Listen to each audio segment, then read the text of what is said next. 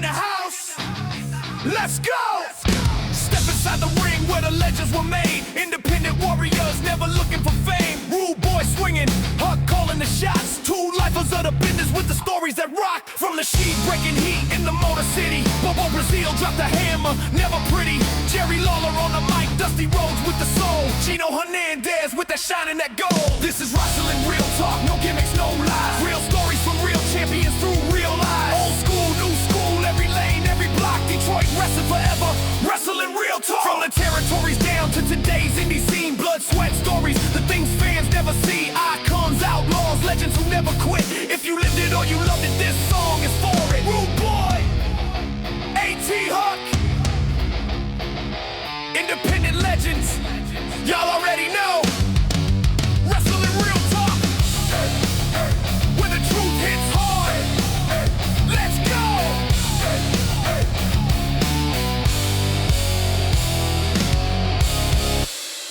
The legends were real.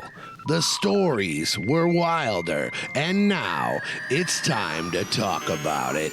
This is Wrestling Real Talk fans, and man. now your Once hosts, again, welcome back A.T. Huck to the and only Rudeboy. wrestling podcast that matters. That's right. It's Wrestling Real Talk. I'm Rudy Hill, also known as Rudeboy.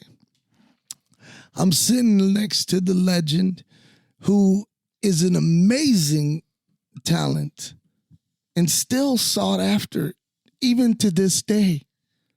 Of course, I must be talking about my brother, the one and only A.T. Huck. What up, Huck? What's happening, Rudeboy? Once again, we're back at Wrestling Real Talk. I know we got some good subjects. I'm ready.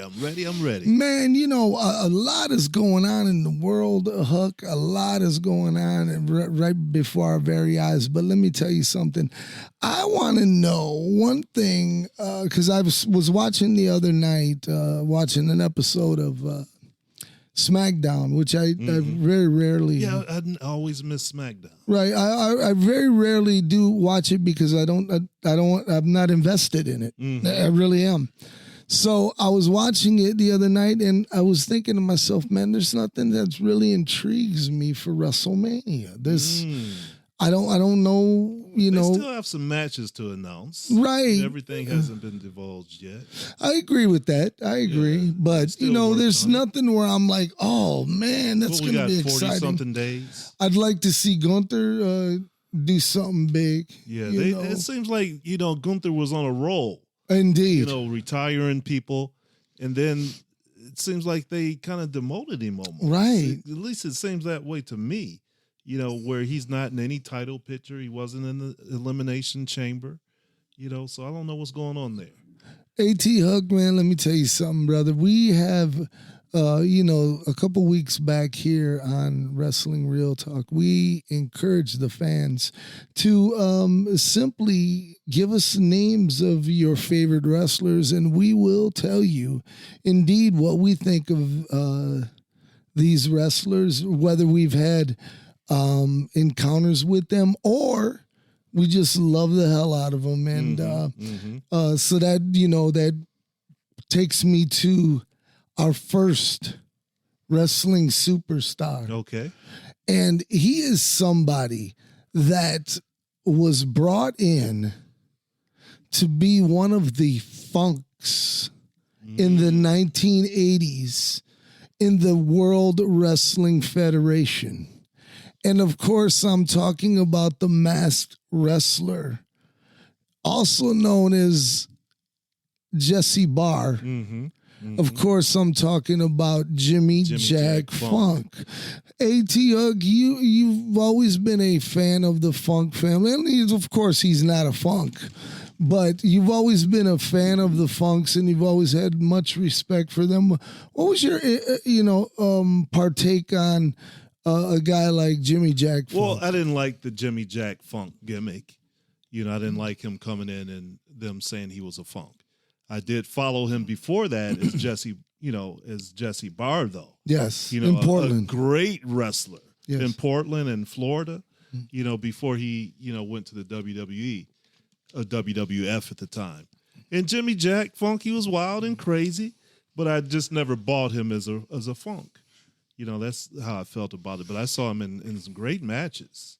What was your thoughts on what Vince McMahon did for like the great Dory Funk Jr.? Well, I didn't calling him. I didn't Hoss. like him being called Hoss either. You have at that point one of the longest reigning NWA World Champions. Yes, and you just bring him in and change his name to Hoss. This is Dory Funk Jr. indeed, one of Held the title greatest for about of all 3 time. years. Indeed, You know, I know it wasn't the WWF, but man, you know, he was the man for quite some time. he was, and you know, he continued to hold on to titles all the way to his retire. I don't even He know if may he have wrestled officially. last year, maybe. I was gonna say I don't even know if he's officially retired. Maybe now, but yeah, he's.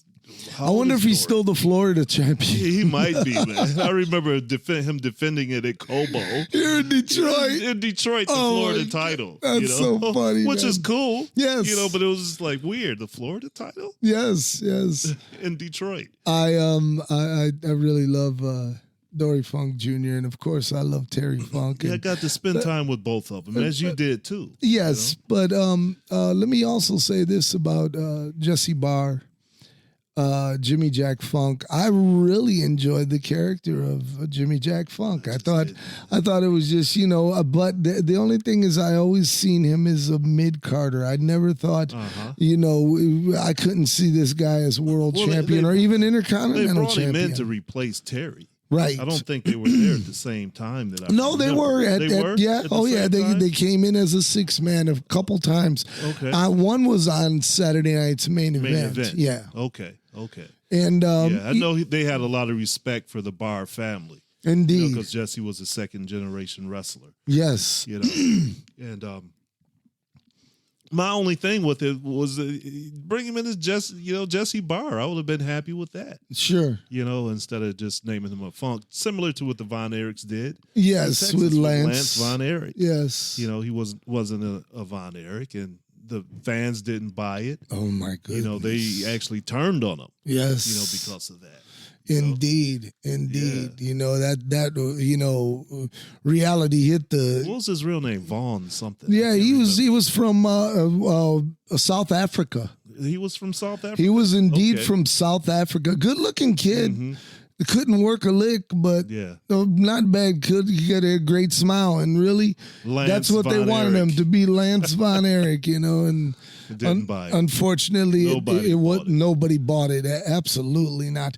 The other name that came through in the mailbox, and they want to know what do we think of, and I think this is a cool name because this man doesn't get his recognition the way he should have while he was alive. And he was known as mostly a preliminary mid-card, not even a mid-carder. I'd say he was most definitely in the opening card. Of course, I'm talking about one of my favorites, whether you like him or not. I'm talking about Special Delivery Jones, SD. Yeah, SD was a great worker, man. You know, he didn't get a huge push at all No. in the WWE, but in the territories, he actually held titles. Yes. You know, I think he held titles with Rocky Johnson. Oh, no. You know, really? yeah, but before he was there, he got, you know, several regional titles. No But shit. rarely did we see him win in the WWE. I know. WWF. I think King Kong Bundy beat him in like 3 seconds. I remember or that, something man. I like remember that.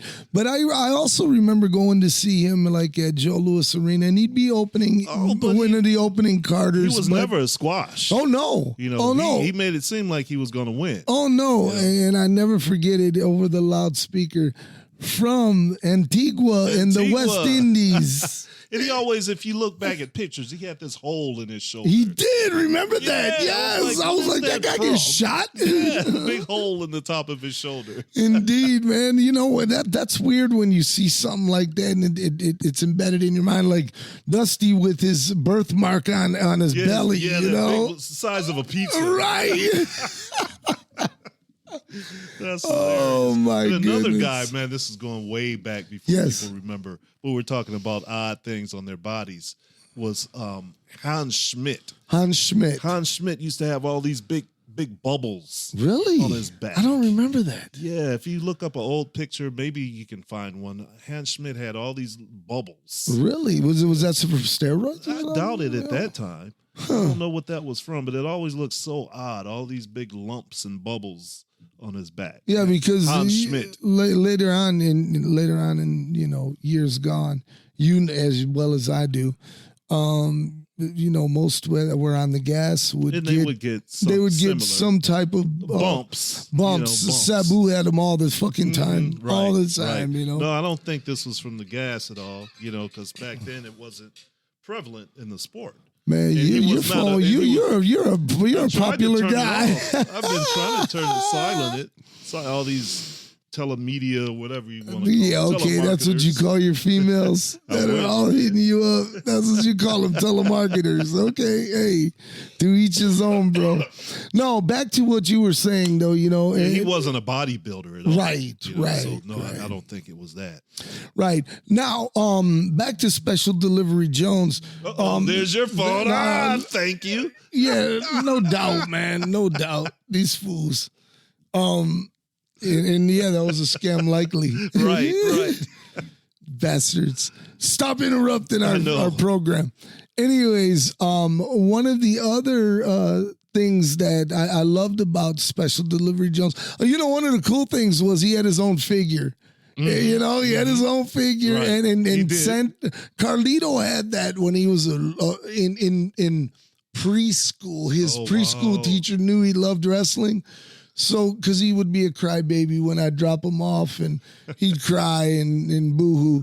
And she gave him the SD Jones, and that kid held on to that thing till like he was 9 years old, man. Wow. It was really cool, man. Like it was near and dear to his heart. And I just remember it was Special Delivery Jones. And That's cool. That was really cool.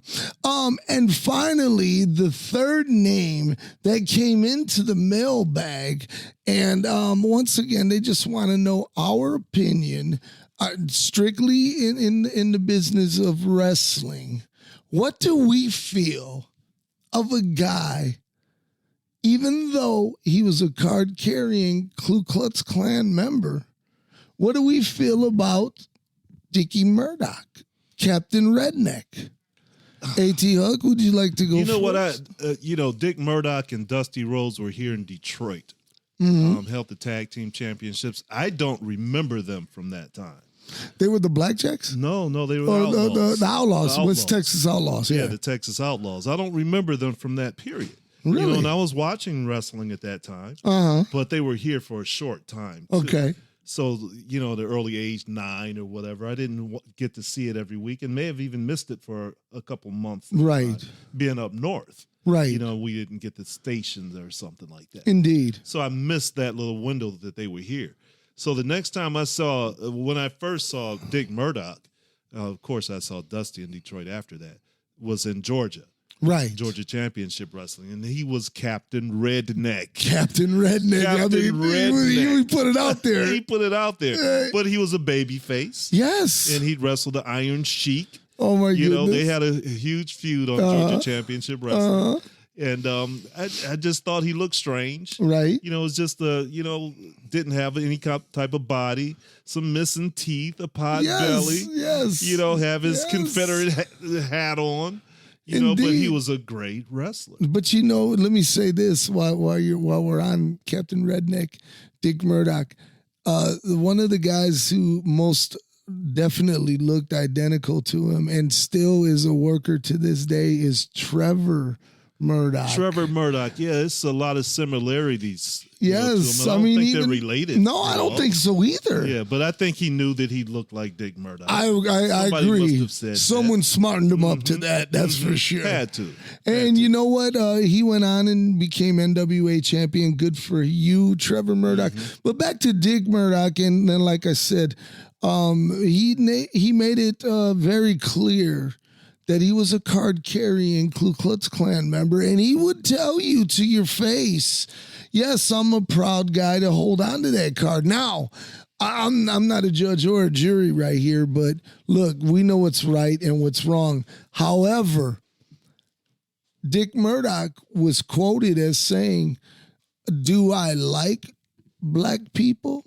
Do I like brown people? Do I like Jewish people? No, I don't. However, if we're doing business together, we're making money together. I don't care what color you are. Right. Well, that was the sentiment of a lot of promoters during that time. You know, Bill Watts. Oh, yeah. You know, Bill Watts used a lot of black wrestlers. He did. But do I think he used the N-word regularly? Probably. Indeed. You know, from what I've heard from wrestlers. Yes. You know, but yeah, he knew there was money in the Junkyard Dog and Ernie Butch Ladd. Reed. Ernie Ladd was his booker. Yes. And friend.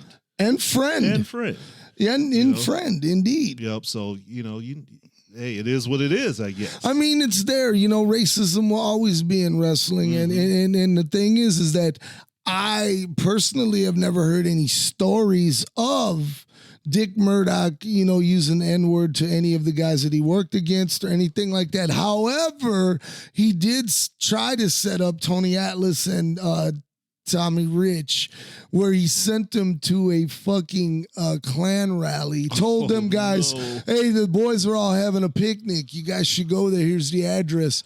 Them fucking guys pulled up and Tommy Rich told fucking Tony Atlas, get down, lay down, whatever you do, stay down. And they hurried up and got the hell out of there. Isn't that crazy? And He did Dick it as a Murdoch prank. thought it was funny. He thought it was a prank. Right. He thought it Could would have be. got Alice strung up. Exactly, man. Shout out to Mr. USA Tony Atlas out that's there crazy. doing the damn thing. But there were others. Killer Carl Cox. Yes. Who was like the mentor of Dick Murdoch. Yes. On the back of his jacket said KKK. Yes. Yes. I mean, he was another just regular looking pot-bellied wrestler. Right.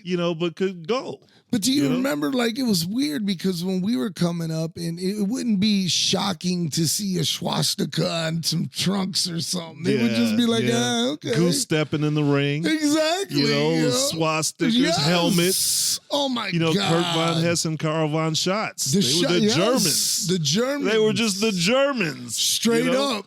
Isn't that crazy? Your name is the Germans. Right.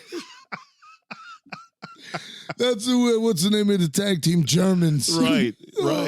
Fritz Von Erich, when he first, got into his gimmick, right? He was a Nazi, right? Him and his Waldo Von Erich, wear the helmets and things like that. I mean, and the thing is that racism in wrestling happens so often, and even rapid in the WWF throughout the 80s. I mean, when you look at a man like one of the most toughest individuals that I ever seen wrestle and kick ass, and yet you turn him into the African Dream, Hakeem. Of course, I'm talking about One Man Gang. One Man Gang. How much more blatant racism can you get? Or what about the stereotype of Jive Soul Bro Slick? Jive Soul Bro. He was like a carny preacher.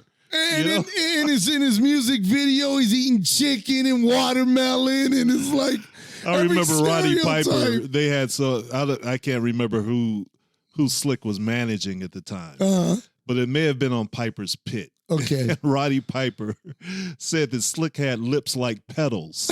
And then he said bicycle pedals. Oh my God. I was like, he didn't just say that. Oh my God. He had lips like pedals. Oh my bicycle God. pedals to his big lips. Oh my God.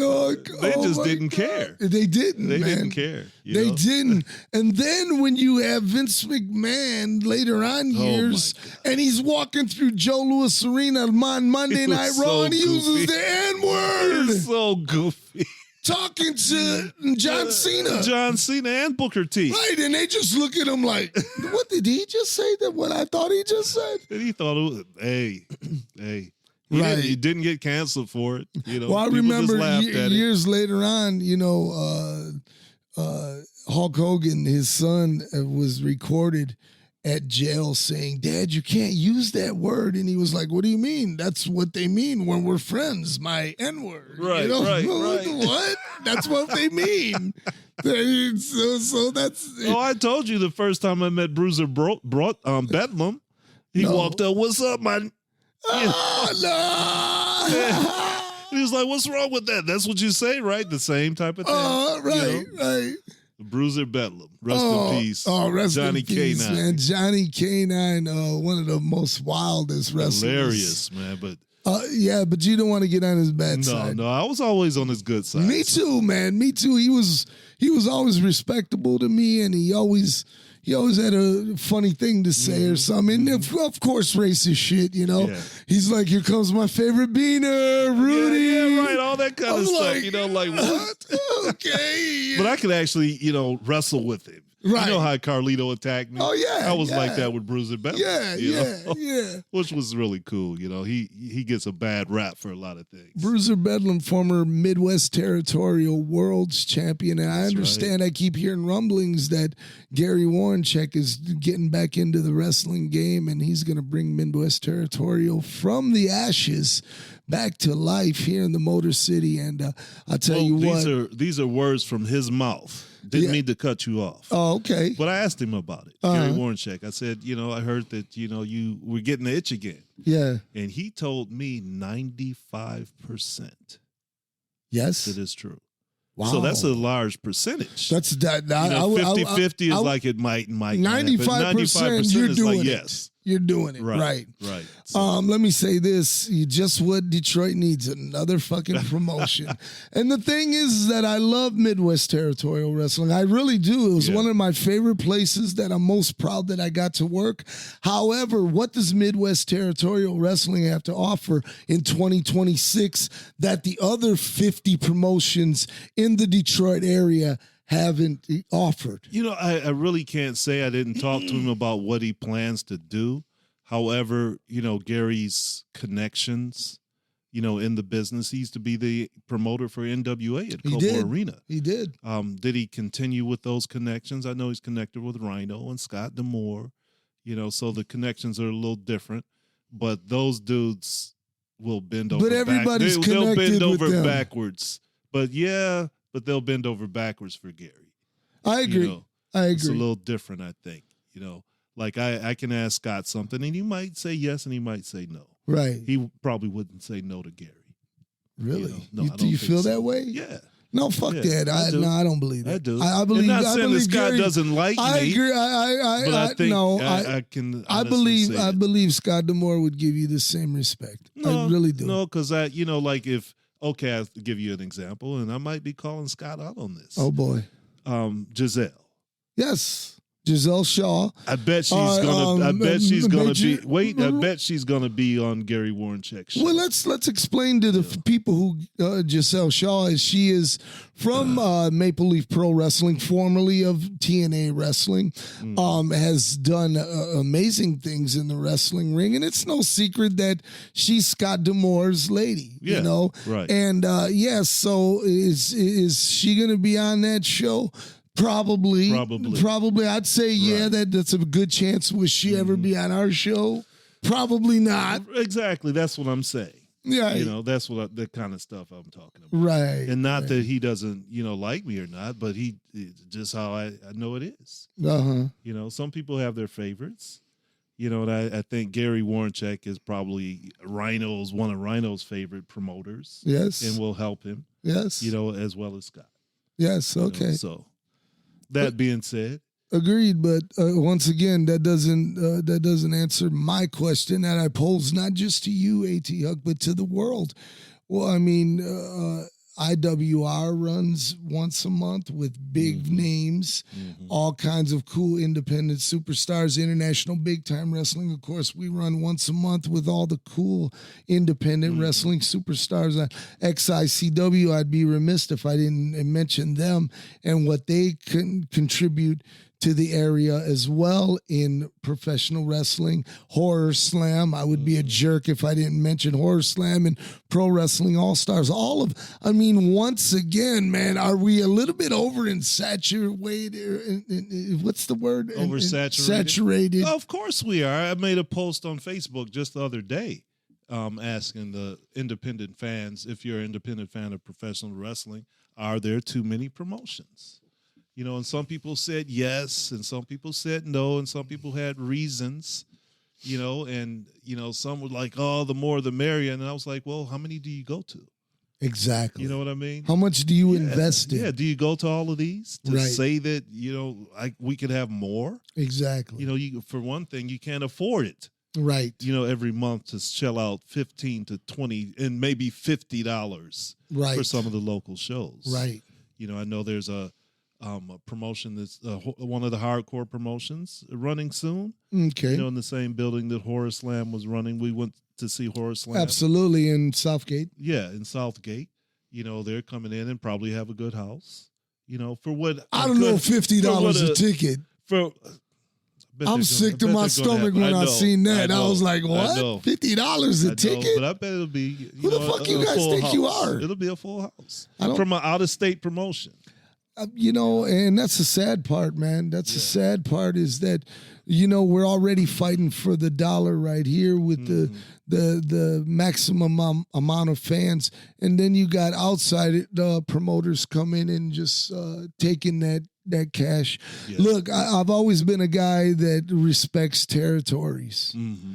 And one of the things that I take pride in is that if you this is your territory, I won't fuck with it. And I'm gonna make a real quick point. Many years ago, I was gonna run a show in Davison, Michigan, and it was gonna be at the VFW. We had everything booked. We even had tickets printed, ready to go. And out of respect for territory, I got a phone call from Joe Bird personally, and he said, Rudy, look, I've worked hard on this territory to build it up. Look, you guys are coming in, blah, blah, blah. I said, say no more. Mm-hmm. I'll cancel the show. I'll cancel the show because I have respect for territory. Man. Now, the same cocksucker came to fucking Southwest Detroit a year ago and tried to run it in my fucking territory. It didn't work out with the 12 people that he drew.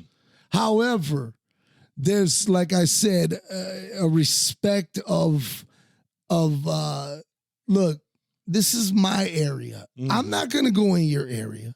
I promise you I won't.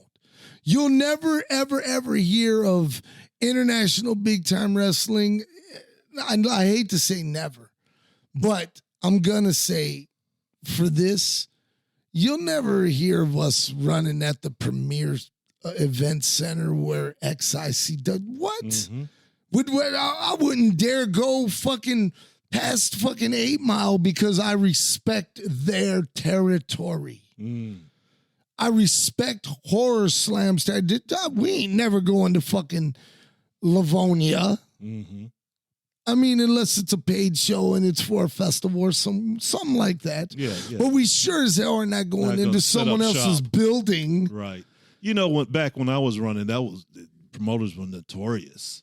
For calling the buildings that I was at. Trying to run Almada Hall. Oh, my gosh. I put that place on the map. You did indeed. And how many promoters have run since then? So many.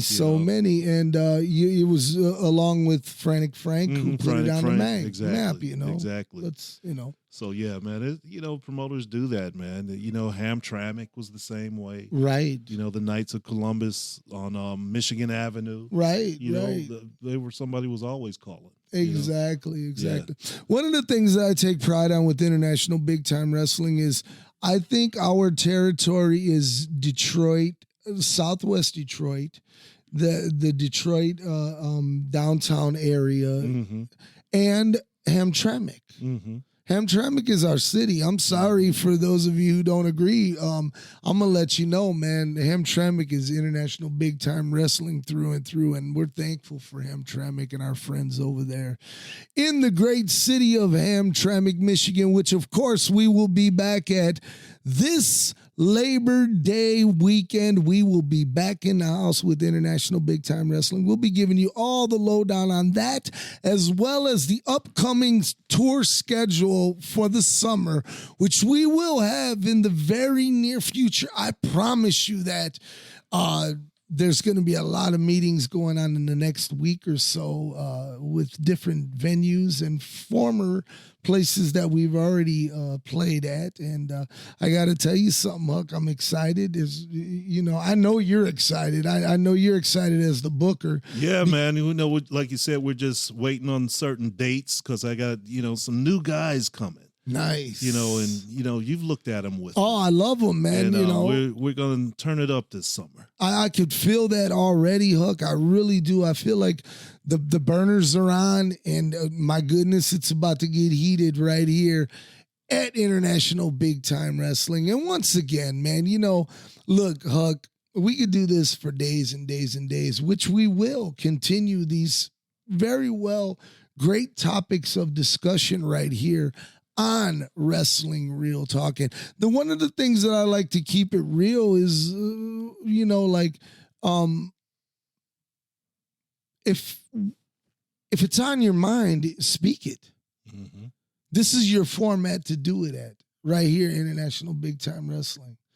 And our opinions may not be right. Hey, it's our opinion. Exactly. It's your opinion unless you're proven wrong, or somebody sways your opinion. A lot of stuff that I talk about, I was actually there Exactly. as you were. Exactly. Behind the scenes at the shows, through the 70s. Yes. We were, or Yes. I was there and then you were there. Yes. So we've seen a whole lot and been around a whole lot of people. Oh, yeah. That people would really be surprised at. I mean, Huck, we've rubbed shoulders with royalty in wrestling. I mean, when you say a who's who of fucking wrestling, man, the Sheik, Terry Funk, Dusty Rhodes. Well, the Road Warriors. The Road Warriors. Abdullah the Butcher. Kevin Sullivan. And this not just bypassing. No, this was business. Right. This was business. The great Kamala. I mean, just so many cool people that guys that people are watching on television every Monday. Exactly. We're right here in Detroit. Started here in Detroit. Yes. Or, got the good start here. No, you cut their teeth, if you will. Exactly. Yes. Once again, this is going to come to an end right here on Wrestling Real Talk. We'd like to thank you guys for cooling out with us right here in the Motor City and around the world, right here from the Throwdown Theater Studios in Flat Rock, Michigan. Let me tell you something, Throwdown Theater. Yes, throwdowntheater.com is available right now for you, the pro wrestling fan.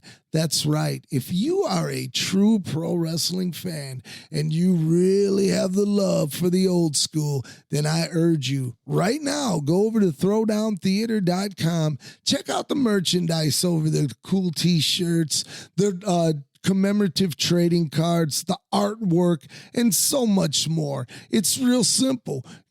Google throwdowntheater.com. Even if it comes up the weird way from England, it'll still take you to throwdowntheater.com. So, we urge you to go check them out right now. And once again, March 22nd, Sunday, once again at Taqueria El Rey, it is the return of Big Mama coming back home to International Big Time Wrestling. And ladies and gentlemen, friends and fans, you know that this lady is sought after, making appearances in the NWA and TNA as of late. She's really sought after, and for us to have her back is a treat, and it's going to be exciting, and it's going down on Sunday, March 22nd. AT Huck, before we leave, would you like to say any goodbyes, good riddance, or arrivederci? Yeah, I don't have a whole lot to say, just March 22nd, like you said, it's another big show from International Big Time Wrestling. We're going to have a whole lot more announcements, still stirring up the pot. Looking at some things. We talked about it last week or, the last time we were together that we weren't quite feeling it. Right. We weren't quite feeling it. So we're going to switch some things up, make it as exciting as possible, and my goal is to bring in guys to challenge our current roster and to bluster our current roster.